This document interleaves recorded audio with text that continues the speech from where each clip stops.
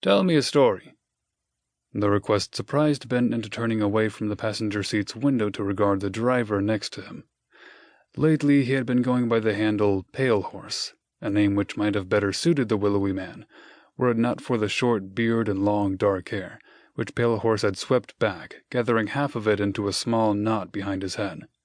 Sunglasses perched on his aquiline nose, and from where he sat, Ben could see the eyes behind the lenses were fixed on the road, so much so that he began to doubt whether Pale Horse had spoken at all. "What's that, sir?" asked Ben, shifting in his seat. He lost sight of the eyes as Pale Horse turned his way, black lenses reflecting double miniatures of him. "The radio's broken, and I'm just about to fall asleep here," said Pale Horse.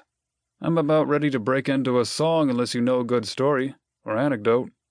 Still under a drowsy spell, Ben frowned at the unexpected request. "With all due respect, sir, asking me to think of something on the spot usually has the opposite effect. I can't think of anything offhand." "Fair enough," said Pale Horse, and Ben thought he almost sounded disappointed, though thankfully he refrained from singing. Had they been in the same situation a month ago, Ben would have racked his brain to remember an anecdote or something to offer his senior, whose stellar mission record made him something of a rising star in the organization they both belonged to. But recent reports surrounding Pale Horse had been troubling. Word got around like smoke, and when Ben was briefed on this mission, he understood that his primary role was to keep an eye on Pale Horse and covertly report his observations.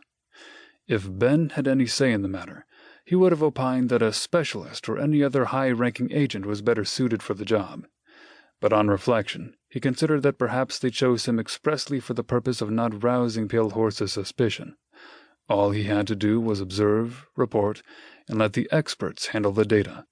And since their mission was not likely to last more than 6 hours, perhaps this was the best way to go about it.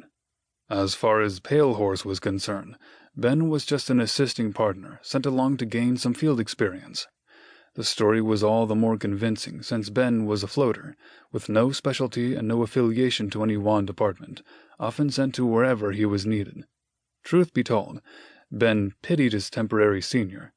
Here was a man who, in his mid-30s, should have been hitting his stride career-wise, instead of being reviewed for reassignment or perhaps retirement.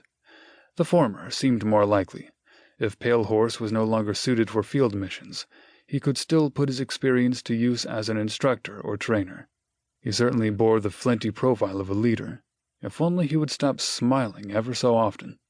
The truck sped over a pothole, jarring Ben out of his thoughts.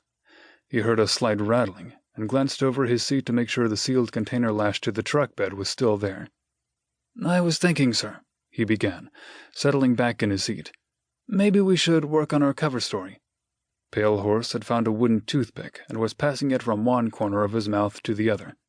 "Don't need one for a quick delivery in the back country."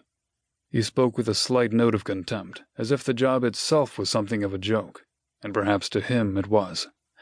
Ben thought better of contradicting his senior, and with a conciliatory, "If you say so, sir," turned his attention back to the endless line of trees rushing past his window.